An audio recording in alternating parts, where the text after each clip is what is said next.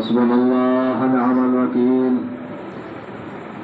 निअमल मौला व निअमन नसीर माशाअल्लाह वला हौला वला कुव्वता इल्ला बिल्लाहिल अलिय्यिल अज़ीम।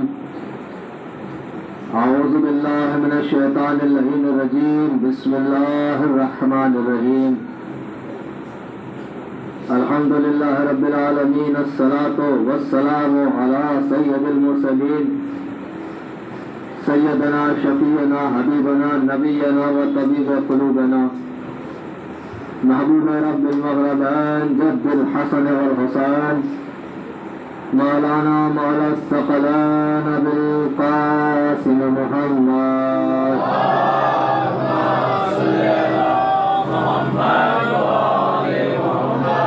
व आलिहि तय्यबीन ताहिरीन अल मासूमीन अल मुंतखबीन अल मुंतजबीन अल मज़लूमीन वलअनल्लाहु अला आदाइहिम अजमईन वलअनल्लाहु अला गासिबीन हुकूक़िहिम वलअनल्लाहु अला मुनकरीन फ़ज़ाइलिहिम व मसाइबिहिम व शुजाअतिहिम व सखावतिहिम व शराफ़तिहिम व जलालतिहिम व विलायतिहिम व इनायतिहिम व तहारतिहिम व आतिशिहिम अजमईन।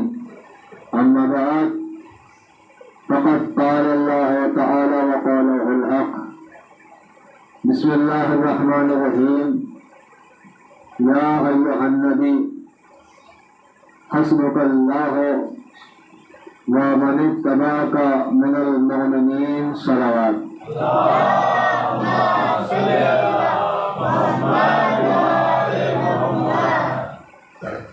रूम खोलने का फायदा यह हुआ कि जिन बच्चों को आगे बैठना था वो पीछे बैठ गए। जिनको सीखना है इनकी जगह वहाँ पर नहीं है। ये आने वाले मुस्तक़बिल के अज़ादार हैं। इनको सबको बाहर बुलाइए। आप सबको बाहर बुलाइए। दो दो बच्चे अपने पास बिठा लिए। पर्चा खाली है और ये पीछे बैठे हुए हैं। इधर आप देखिए कितनी जगह है। इधर आइए मोहम्मद भाई, इधर बहुत जगह। आइए बैठिए आराम से। बहुत जगह अंदर आइए, बड़ा मेहरबानी। आइए, बहुत जगह है। बच्चों को आगे बैठना चाहिए, ना कि पीछे रहना चाहिए। आ जाओ, इधर जगह है। आओ, निकल कर बाहर आओ। ये लोग सुन चुके अपने ज़माने को। तुम्हारा दौर है। इधर बहुत जगह है। इधर निकल कर आओ। देखो कितनी जगह है। सब आ जाओ। अंदर ऐसे ही चल रहा है। सल्लल्लाहु अलैहि वसल्लम मोहम्मद वाले मोहम्मद पर।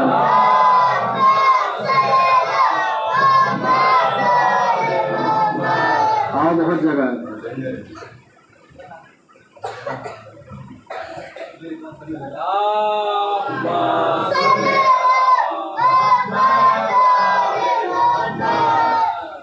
देखो इधर आ जाओ। इधर इधर इधर आ जाओ।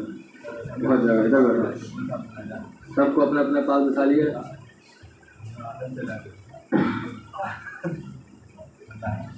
और एक सल्लल्लाहु पढ़ दीजिए मिलकर मोहम्मद वाले मोहम्मद पर।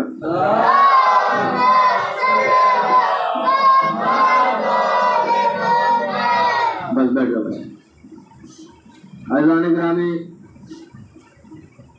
और सादारान इमाम मज़लूम करबला, सौगारान सैयद शुहदा, बुजुर्गान अजीज, दोस्तान मिल्लत, मुस्तकिल आपको 2 माह कुछ दिन हो चुके हैं अहले बैत का जिक्र सुनते सुनते। मुस्तकिल हमको 2 माह कुछ दिन हो चुके हैं अहले बैत का जिक्र करते करते। और अगर अय्याम अज़ा क़यामत तक रहते तो हम क़यामत तक मजलिस पढ़ते रहते, आप क़यामत तक मजलिस सुनते रहते। ये कभी कभी दिल तड़प कर कहता है कि अगर 9 रबीउल अव्वल को जनाब ज़ैनब के चेहरे पर मुस्कुराहट न आती तो शीयों के लिए ईद आना मुश्किल था। शीयों के लिए ईद मनाना मुश्किल हो जाता, खुश होना मुश्किल हो जाता। तो उसका मतलब ये है कि हमारी खुशियाँ हैं तो अहले बैत की खुशियों के साथ, हमारा गम है तो अहले बैत के गम के साथ। अगर अहले बैत की खुशी का दिन है और हमारे घर में कोई मर जाए तो हमें अपने मरने वाले का गम नहीं करना है, बिल्कुल नहीं करना है। जाइए दफनाइए, नमाज जनाजा पढ़िए, रोने की जरूरत नहीं है। जो दिन ईद का दिन है, अहले बैत की ईद का दिन, क्योंकि बहुत कम दिन ऐसे होते हैं जिन दिनों में अहले बैत मुस्कुराते हैं। शायद उस जुमले को महसूस किया हो आपने, है ना। तो लिहाजा जो गिनी चुनिंदा ईदें हैं अहले बैत की, उस दिन कोई अपना भी मर जाए, बराए मेहरबानी आंसू आंखों से बाहर ना निकले। जिंदा मिसाल किसकी है? रेहान आजमी साहब, जिन्होंने नदीम सरवर को नदीम सरवर बना दिया, जिन्होंने फरहान को फरहान बना दिया, जिन्होंने बेहतरीन रोहा खान बना दिए। जब उनके बेटे सलमान आजमी का इंतकाल हुआ, नबी वाले दिन 9 रबीउल अव्वल को इंतकाल हुआ, लोग पुरसा देने आए, बोले आइए नमाज पढ़िए वापस चले जाइए, कोई गले मिल के पुरसा ना देना, आज अहले बैत के घर में ईद है। यानी मालूम हुआ कि हमारा कोई गम है तो अहले बैत के गम के साथ, हमारी कोई खुशी है तो अहले बैत की खुशी के साथ। ना हम उनकी खुशी में अपना गम दाखिल करें, ना उनके गम में अपनी कोई खुशी दाखिल करें। ऐज़ान मोहतरम, बस ये जो तबलीगी बात थी, कुछ तमहीदी जुमले थे। अब मैं आ रहा हूँ आयत की तरफ। अल्लाह ने सूरह अनफाल की आयत नंबर 64 यानी 64 में इरशाद फरमाया कि या अय्युहन नबी, ए मेरे प्यारे नबी, ए मेरे अच्छे नबी, ए मेरे सबसे आला नबी। क्या फरमाया आगे? कहते हैं हस्बुकल्लाहु, तेरे लिए तो बस अल्लाह काफी है, वमन तबा का, और वो लोग काफी हैं जो तेरी इत्तबा करते हैं, मिनल मोमिनीन, जो मोमिनीन में से हैं। यानी जिस जमाने में, यानी एक दौर ऐसा गुजरा है पैगंबर खुदा के ऊपर कि सबने साथ छोड़ दिया था, मगर एक तो अल्लाह था जिसने कभी साथ नहीं छोड़ा था, और एक कुछ मोमिनीन थे जिसने कभी साथ नहीं छोड़ा था। अब सुनिए, अल्लाह ने आयत में 2 लोगों का जिक्र किया, एक तो अपना जिक्र किया और एक इत्तिबा करने वाले मोमिनीन का जिक्र किया। भाई ये तो समझ में आ गया कि नबी चाहे किसी भी हाल में हो, अल्लाह उसको तनहा नहीं छोड़ता। मगर वो कौन मोमिनीन है जिनका जिक्र अल्लाह कुरान में कर रहा है कि अल्लाह तुम्हारे लिए काफी है, मोमिनीन तुम्हारे लिए काफी है? वो कौन मोमिनीन है? ना जाने कितनी किताबें खंगाली, कितने औरात पढ़ते, कितनी तारीखें पढ़ी, तब जाके उलमा को पता चला कि जब सारी दुनिया ने नबी अल्लाह का साथ छोड़ दिया था तो 2 मोमिन ऐसे थे जो नबी का साथ दे रहे थे। एक का नाम खदीजा है, एक का अबू तालिब। कोई जब साथ देने वाला ना था तो 2 थे कि एक का नाम खदीजा है, एक का नाम अबू तालिब है। अल्लाह ने पैगंबर की शान में ना जाने कितनी हजार आयतें नाज़िल कर दी। मेरे नबी तुम्हारी ये आदत पसंद आ गई, तुमने चादर ऐसे ओढ़ी तो मुझे पसंद आ गई, तुमने ऐसे नमाज पढ़ी तो मुझे पसंद आ गया, तुमने ऐसे पत्थर मारे तो मैंने कहा तुमने नहीं मारे, मैंने मारे हैं। भाई देखिए ना, अल्लाह ने हाथों पे भी पहरा लगा दिया, अल्लाह ने जबान पे भी पहरा लगा दिया। जब पत्थर मारे तो ये कहा कि तुमने नहीं मारे, मैंने मारे हैं। जब जबान से कुछ कहा तो ये कहा तुमने नहीं कहा, मैंने कहा है। यानी पता चला कि नबी वो काम करते हैं जो अल्लाह चाहता है। भाई नबी ने नहीं किया, अल्लाह ने किया, नबी ने नहीं कहा, अल्लाह ने कहा। अब अगर नबी अपनी बज़्म से किसी को भगाए, समझना अल्लाह ने भगाया है। ये ना सोचो कि नबी ने भगाया है, अल्लाह ने भगाया है। अल्लाह ने, नबी कोई काम ऐसा करते ही नहीं है। आओ हमसे सुनो, हम बताते हैं कि नबी कैसे पढ़ा जाता है, हम बताएंगे। आओ खुली दावत है, किसी भी फिरके से आओ, हम बताएंगे। हमारी वो बात नहीं है कि सीरत रखे आल के नाम पर और बाल के फजाइल पढ़े। हम जलसे कर रहे हैं कि सीरत मुस्तफा, एक सीरत बयान नहीं होती है, खाली बस चेहरे के फजाइल पढ़ दिए। कभी ये नहीं बताया कि हसन को कितना प्यार करते थे, हुसैन को कितना प्यार करते थे, अपने चाहने वालों को कितना प्यार करते थे, कभी ये बताया ही नहीं। तो मेरे नबी तुम्हारे लिए बस अल्लाह काफी है और वो मोमिन काफी है जो तुम्हारे ऊपर ईमान लाए हैं। कभी वो तुम्हारा साथ नहीं छोड़ते हैं, कभी साथ नहीं छोड़ते हैं। देखिए, अल्लाह ने नबियों को नबूवत साबित करने के लिए मौजज़े दिए हैं, मौजज़े याद रहना चाहिए, मौजज़े दिए हैं। मगर आज सुनिए, मौजज़े की एक किस्म नहीं है, मौजज़े की है 3 किस्में। एक होता है वक्ती और सबसे छोटा मौजज़ा, एक होता है दरमियानी कुछ वक्त का मौजज़ा, एक होता है बड़ा और मुस्तकिल मौजज़ा। अब देखिए, तीनों मौजज़े सुन लीजिए। जनाब नूह का मौजज़ा क्या है? क्या मौजज़ा है जनाब नूह का? क्या किया था जनाब नूह ने? कश्ती बनाई। आज है आज कोई सवार हो रहा है उसके ऊपर? नहीं हो रहा ना। पहली कैटेगरी तो यही है, पहली वैरायटी जो मुआवजे की वो यही है कि मुआवजा जो होगा वो एक होगा वक्ती, थोड़ी देर के लिए होगा, होके खत्म हो जाएगा। दूसरा मुआवजा जो होगा वो होगा दरमियानी। दरमियानी क्या है? मूसा का आसा। मूसा का आसा 1 मिनट के लिए नहीं मिला मूसा को, 5 मिनट के लिए नहीं मिला, 1 साल के लिए, 5 साल के लिए नहीं मिला, बल्कि जब तक मूसा रहे तब तक आसा रहा। यानी यह था दरमियानी। जैसे मूसा गए ऐसा भी चला गया। और सुनिए, इसका कमाल यह था कि ये किसी के भी हाथ में आ जाए, मुआवजा तभी दिखाता था जब मूसा के हाथ में आता था। नहीं, आप पहुंचे ही नहीं भाई। मूसा के मुआवजे का कमाल यह था, अगर आप अपने हाथ में लेके मुआवजा करना चाहेंगे तो नहीं होगा भाई, इसलिए क्योंकि अगर मुआवजा मूसा का है तो हाथ भी मूसा का चाहिए। अगर तलवार अली की है, हाथ भी अली का चाहिए, तभी तो पहचान करेगी मोमिन कौन है, मुनाफिक कौन है।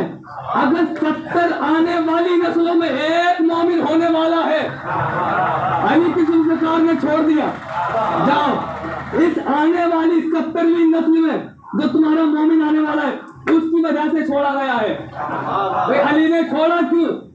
मोमिन की वजह से। अली ने छोड़ा क्यों? मोमिन की वजह से।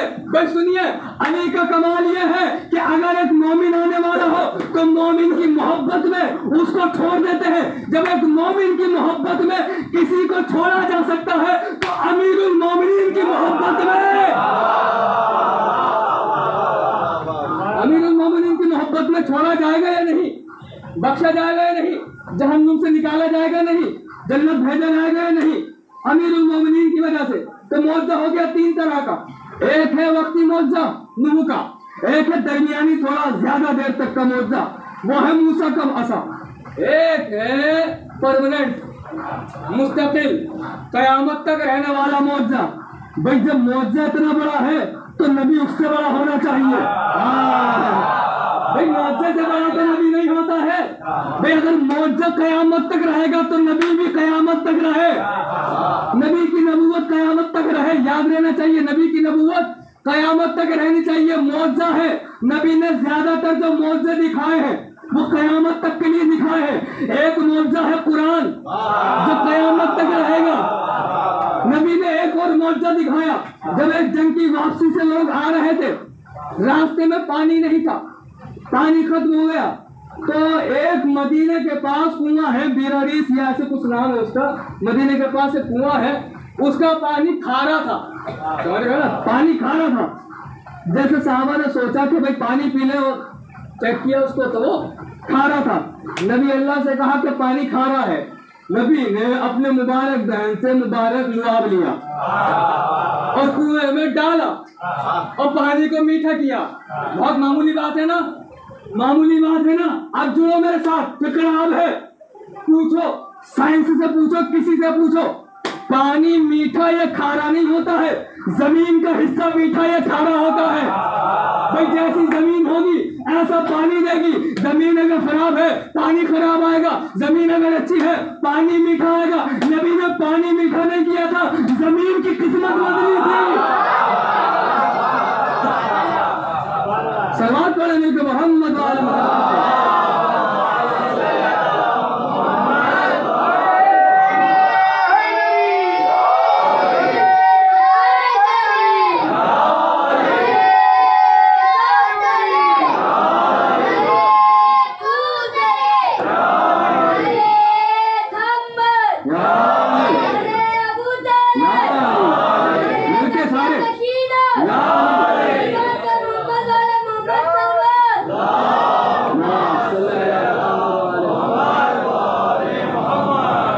पानी मीठा नहीं किया, पानी की जो जमीन थी उसकी किस्मत बदल दी। तो नबी का जो मुआवजा होगा, अगर नबी बड़ा है तो मुआवजा भी बड़ा दिखाएगा। कयामत तक रहने वाला कुरान नबी का मुआवजा है। अब सुनिए कुरान के बारे में अल्लाह क्या फरमाता है। इस कुरान को हमने कौन सी जबान में नाजिल किया? अरबी में नाजिल किया। उसके बाद क्या फरमाया? एक जगह क्या फरमाया? अगर कुरान पहाड़ों पर नाजिल होता, पहाड़ रेजा रेजा हो जाते, उसके बाद एक जगह ये भी फरमाया कि कुरान के अंदर कोई ऐब नहीं है, कुरान के अंदर कोई कमी नहीं है, कुरान के अंदर कोई बीमारी नहीं है। बहुत तवज्जो आपकी, कुरान के अंदर कोई ऐब नहीं है।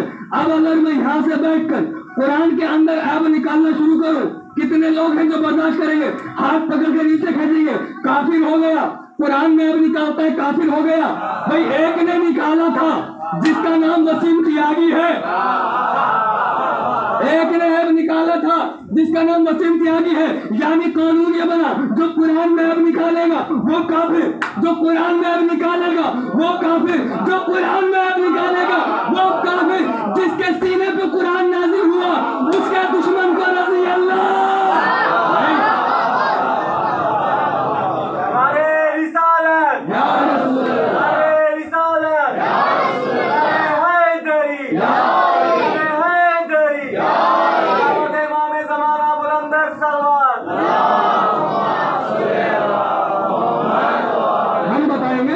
हम बताएंगे, हाँ सुनो नबी कैसे पढ़ते हैं हम बताएंगे। जैसे हम पढ़ते हैं ना, वो सारे भगोड़े मिलकर भी नहीं बता सकते। जैसे हम पढ़ते हैं कि नबी कौन है, नबी कौन है? भाई नबी है, उनका कमाल मालूम है? आदम से क्या कहा? इन्नी जाइलुन फिल अर्ज़ खलीफा, मैं जमीन पर खलीफा बनाऊंगा। कैद लगा दी, आदम फकत जमीन के खलीफा। इब्राहिम से कहा इन्नी जाइलुका लिन्नास इमामा, हमने तुमको लोगों का इमाम बनाया। यानी पता चला कि अगर लोग ना हो इब्राहिम इमाम ना रहे।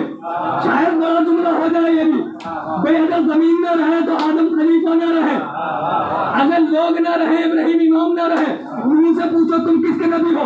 आवाज़ इला कौम ही, अपनी कौम के नबी। अगर नूह की कौम ना हो तो शायद नूह नबी ना रहे। भाई सबकी नबूवतें मुक़य्यद कर दी, महदूद कर दी, मगर पूछो आखिरी नबी की क्या हाल है? आवाज आई वमा अरसलना इल्ला, हमने नबी को रहमतुल लिल आलमीन बनाकर भेजा। यानी सूरज का नबी मेरा आका है, चांद का नबी मेरा आका है। ये जितने नबी आए थे ये एक नबी थे, मेरा नबी क़यामत तक सबका नबी रहेगा। जितनी मखलूकात है सबका नबी है, मुतलक नबी है। वो जो थे जुज़वी नबी, ये जो आया ये मुतलक नबी है।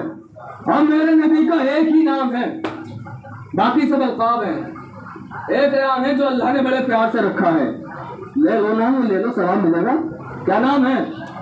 मिलके लो, हाँ सवाब मिलता है। अच्छे नाम लिया करें, जब अच्छे नाम लेंगे तो ज़बानों से जो है ग़ीबतें नहीं निकलेंगी। इससे अच्छा कोई नाम नहीं था, इससे अच्छा कोई नाम नहीं था।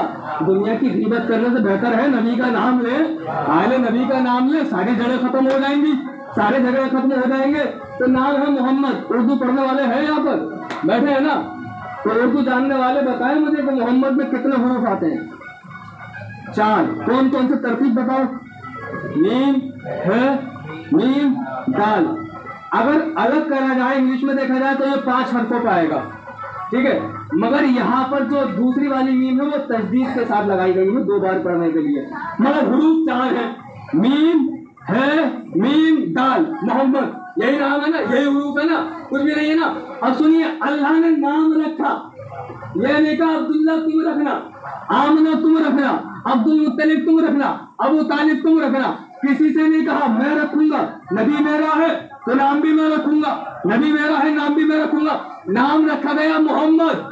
मोहम्मद में आते हैं 4 हुरूफ। लोगों अगर बुग़्ज़ में मोहम्मद का नाम बिगाड़ना चाहो तो एक मीम निकालो। अब रहेगा है मीम दाल हम्द, जिससे बनता है सूरह हम्द। मैं कुछ कहना चाह रहा हूँ आपसे, मैं यहाँ से 1400 साल पहले जो इल्जाम लगाया गया था मैं उनको जवाब देना चाह रहा हूँ। मोहम्मद में 4 हुरूफ है, एक निकालो 3 रह जाएंगे, उसका माना मौजूद है। चलो एक है निकाल दो, मीम को भी निकाला, है को भी निकाला, अब क्या बचा? मीम और दाल। क्या हुआ? मद। मद कहाँ आता है? मद कहाँ आता है? ऊपर आता है, यानी मद का मतलब है बुलंद। शुरू का मीम निकाला तब भी माना अच्छा, एक है निकाली तब भी माना अच्छा। अब मैं मीम और मद रह गया, अब मीम भी निकाल दो, खाली एक हर्फ रहने दो, कौन सा हर्फ है? दाल। दाल अरबी में जाके पूछो दाल किसे कहते हैं? दाल का मतलब है रास्ता, दाल का मतलब है दलील, दाल का मतलब है हुज्जत। अल्लाह ने कहा ये मेरा नबी है, इसके इस्म में कमी ना होगी। अल्लाह ने कहा मेरा नबी है, इसके इस्म में कमी ना होगी। क्यों लोगों को 1400 साल पहले समझ में ना आया? जिस अल्लाह ने नबी के इस्म में कमी ना रखी, उसके जिस्म में क्या कमी रखेगा?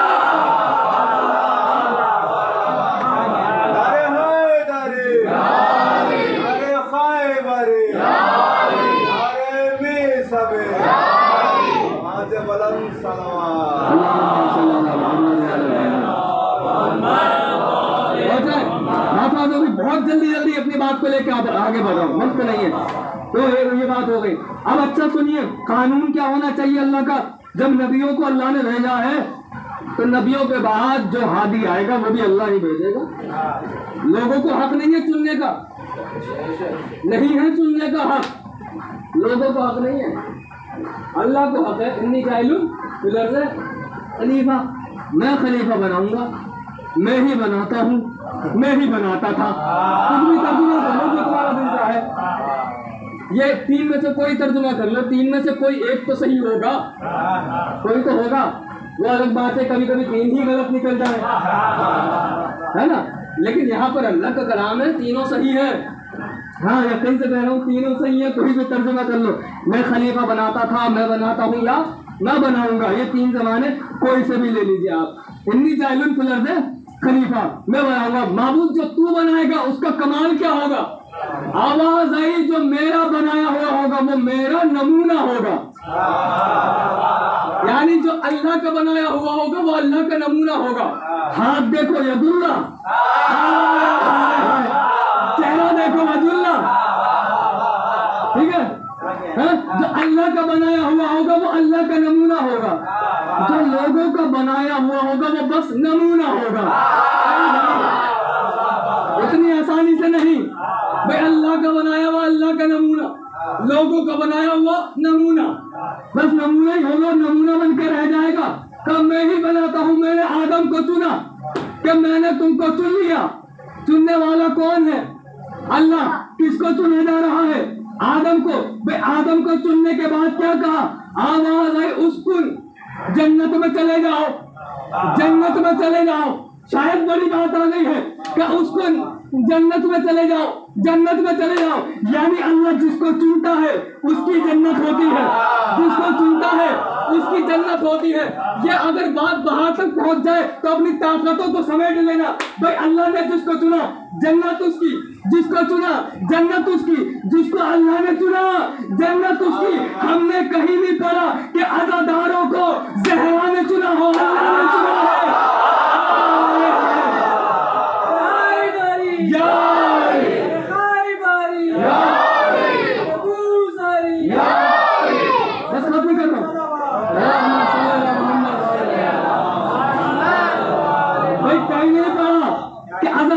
ज़हरा ने चुना हो, अल्लाह ने चुना है, ज़हरा ने मांगा है, यही तरतीब है।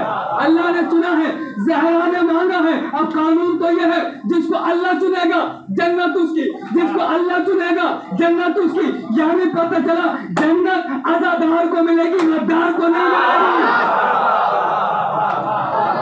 अज़ादार को मिलेगी जन्नत, अज़ादार को मिलेगी, गद्दार को नहीं मिलेगी। तो जैसा नबी है मैं बनाने का तैयार क्या होना चाहिए?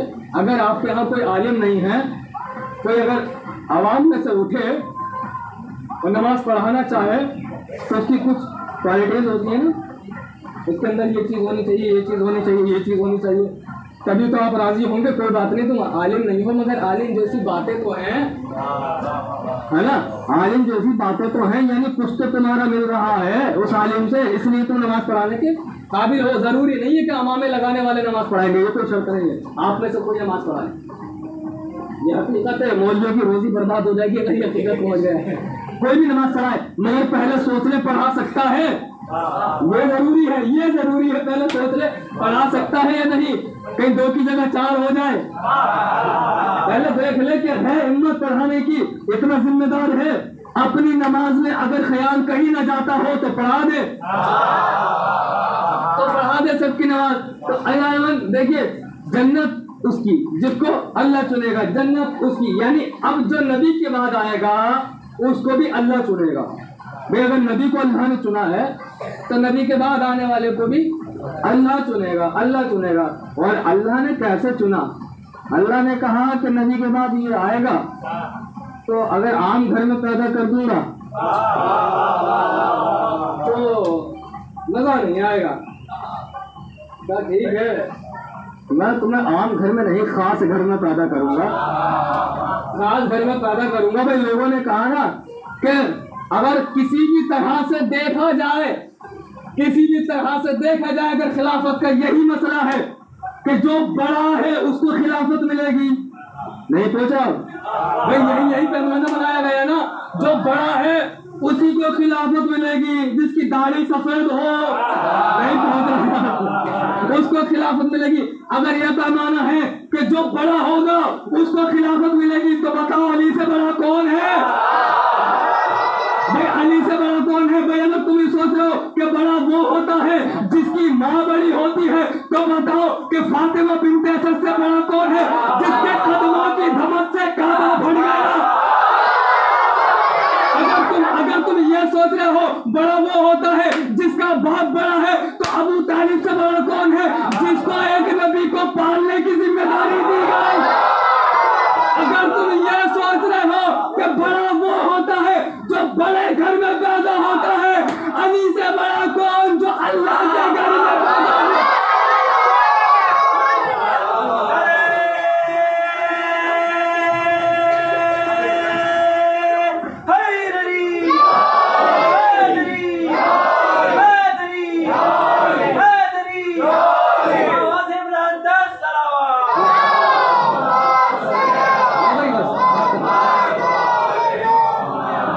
नतीजा सुन लो, बस नतीजा सुन लो कि दो लोग हैं, या तो अल्लाह है या मोमिनीन, या तो अल्लाह है या मोमिनीन है।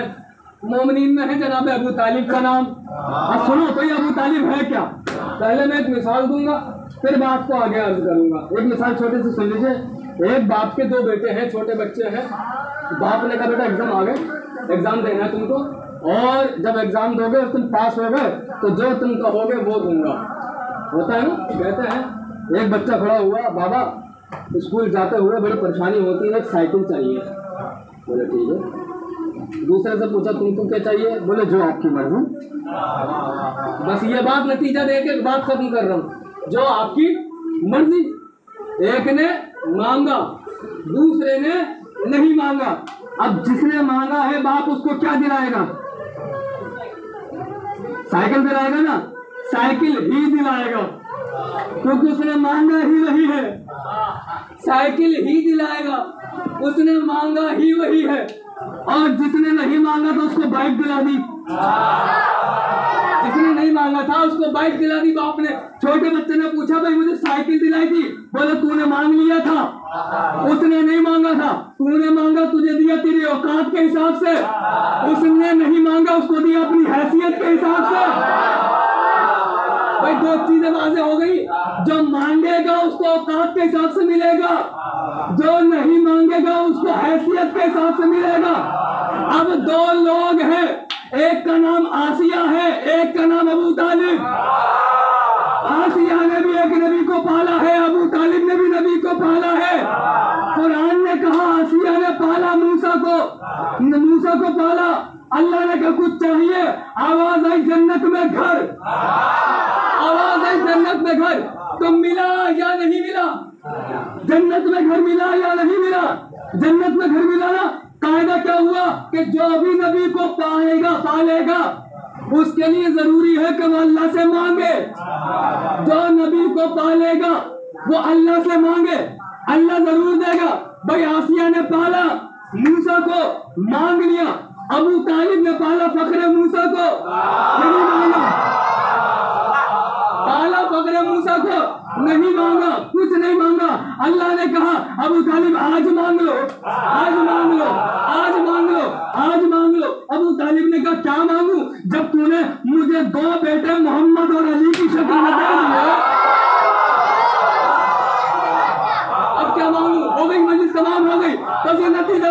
अब क्या मांगू, अब क्या मांगू? अल्लाह ने कहा तुम नहीं मांगोगे तो क्या मैं नहीं दूंगा?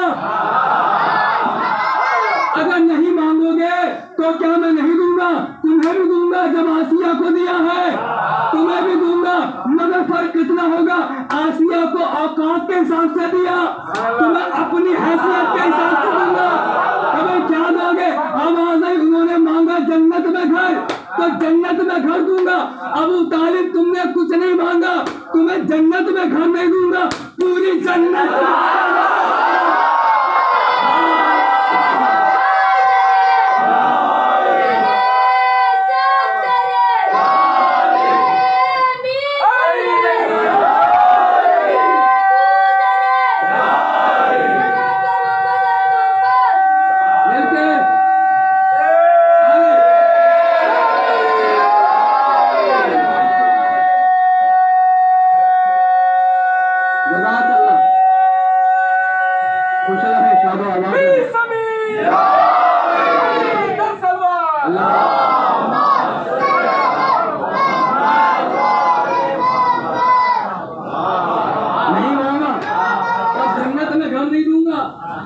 पूरी जन्नत दूंगा। दलील ये है कि अबू तालिब के बेटे का कब्जा है जन्नत पर, अबू तालिब के बच्चों का, उनके पोतों का कब्जा है जन्नत पर। पूरी जन्नत अबू तालिब के घर में है, पूरी जन्नत अबू तालिब के घर के अंदर मौजूद है। जो भी है वो कोई जन्नत का सरदार है, कोई औरतों के सरदार है, कोई औलिया का सरदार है। ये सरदारों का घराना है। सरदारों के घराने क्या जाने, सरदारों के घरानों के बारे में गद्दारों के घराने क्या जाने भाई। जैसे जैसे सरदार के बराबर फर्रार नहीं होता, ऐसे सरदार के बराबर गद्दार नहीं होता है? नहीं होता। तो बस अल्लाह खत्म हो गई। मैं नबी तुम्हारे लिए बस मैं काफी हूँ और मोमिन काफी हैं। वो मोमिन जो तुम्हारे साथ हमेशा रहे, हमेशा रहे। अगर वो दुनिया में नहीं भी रहेंगे तो जो उनकी आने वाली नस्लें हैं वो तुम्हारे दीन पर काम करती रहेंगी, वो तुम्हारे दीन का दिफा करती रहेंगी, तुम्हारे दीन पर आंच नहीं आने देंगी, तुम्हारे मकसद पर आंच नहीं आने देंगी। जैसे जैसे जमाना आगे बढ़ रहा था, हुसैन करबला को लेकर फिक्रमंद हो रहे थे कि बस इतना वक्त रह गया, अपने मुजाहिदीन को, अपने बच्चों को तैयार कर रहे थे। इमाम हुसैन के गुलाम जितने शहीद हुए, जो मोहब्बत करते हैं, सबका रिश्ता एक करबला से जरूर जुड़ा हुआ है। कुछ गुलाम हैं, कुछ कनीज़े हैं। आज मेरा दिल चाहता है एक कनीज़ के मसाइल पढ़ूं। जानते हैं उस कनीज़ का नाम क्या है? उस कनीज़ का नाम है शीरी। मैं पढ़ चुका हूँ, मगर अलग अलग रिवायतें मिलती हैं। मैं सोच रहा हूँ कि आज बच्चों के जहन में फिर बिठा दूँ तो शीरी है कौन। जनाब शहरबानों के साथ ये आई थी और ये जनाब शहरबानों की कनीज़ बनकर रहने लगी। एक दिन जनाब शहरबानों से इन्होंने इमाम हुसैन की तारीफ की कि बीबी आपके शौहर बड़े नेक इंसान हैं, बड़े हमदर्द इंसान है। बहुत तारीफ कर रही थी। जनाब शहरबानों ने कहा कि तूने मेरे वाली और वारिस की तारीफ की है, जो आज से तुझे आज़ाद कर रहे हैं। आज़ाद कर दिया गया किसके नाम पर? हुसैन के नाम पर।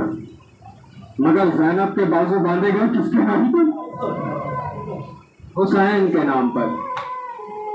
अगर जब आज़ाद किया गया तो जनाब शीरी रोने लगे और कहने लगे मुझे आज़ाद ना करें, क्या मैंने कोई खता कर दी है, क्या मैंने कोई गलती कर दी है जिसकी वजह से मुझे भेजा जा रहा है? मगर इमाम के सामने पूरी करबला मौजूद थी।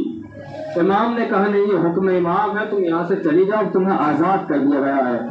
उस वक्त इमाम ने दो काम किए हैं। जब दो काम किए, एक काम तो ये किया कि कूफे के रहने वाले हारिस से इमाम ने उसकी शादी करा दी। दूसरा काम इमाम ने ये किया, इमाम ने पूछा शीरी ये बताओ कि तुम क्या करोगी, यहाँ से जाने के बाद क्या करोगी? तुम्हारा मैं अक्द करा रहा हूँ, निकाह करा रहा हूँ, तुम्हें मंजूर है? का मौला अगर आपने फैसला कर लिया है तो मुझे मंजूर है। का हक महर बताओ क्या रखना चाहती हो? का इमाम के होते हुए मेरी क्या मजाल कि मैं कोई हक महर बताऊँ? का अच्छा क्या चाहती हो तुम? का आका अगर आप कुछ देना ही चाहते हैं, मेरे में कुछ दिलवाना चाहते हैं तो ये लिखवा दीजिए, जब तक जिंदा हूँ मेरा शोहर हर साल मुझे मदीने आपकी जियारत के लिए लेकर आ जाए। बहुत तड़पोगे इंशाअल्लाह, मसाइल पहुंचेंगे तो रूह कांपने वाले मसाइल हैं कि जब तक मैं जिंदा हूँ तब तक ये आपसे जियारत करवाता रहे, आपकी जियारत करवाता रहे।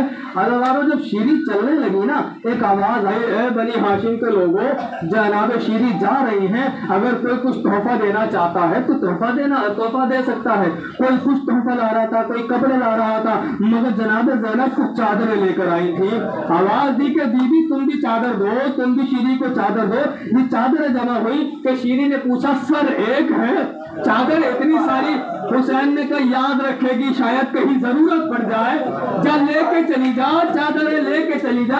हज़रात शीरी जब चलने लगी, बार बार हर साल इमाम की जियारत के लिए आती थी ना। 60 हिजरी का वक्त आया, 60 हिजरी में जब इमाम के पास आई, इमाम की जियारत का शरफ हासिल हुआ, अब वापस चलने लगी। मौला ने पूछा शीरी इतना बता दे, क्या अगले साल का क्या इरादा है? का मौला मैंने वादा किया है जब तक जिंदा रहूंगी आपसे मुलाकात करती रहूंगी। मौला मैं जैसे साल आई हूँ अगले साल भी आऊंगी। इमाम ने रोकर फरमाया शीरी अगले साल तू ना आना,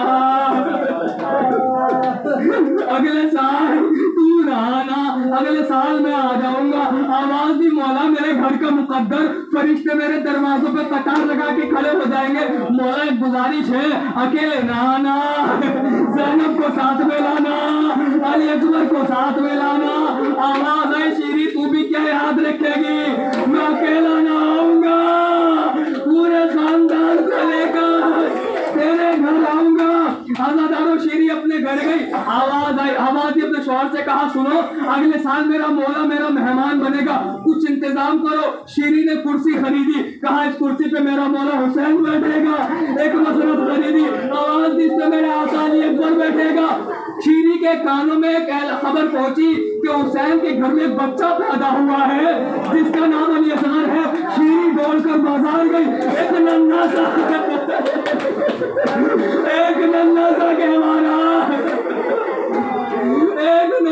गहवारा शीरी खरीद के लाई, ये हुसैन के असगर के लिए रखा गया है।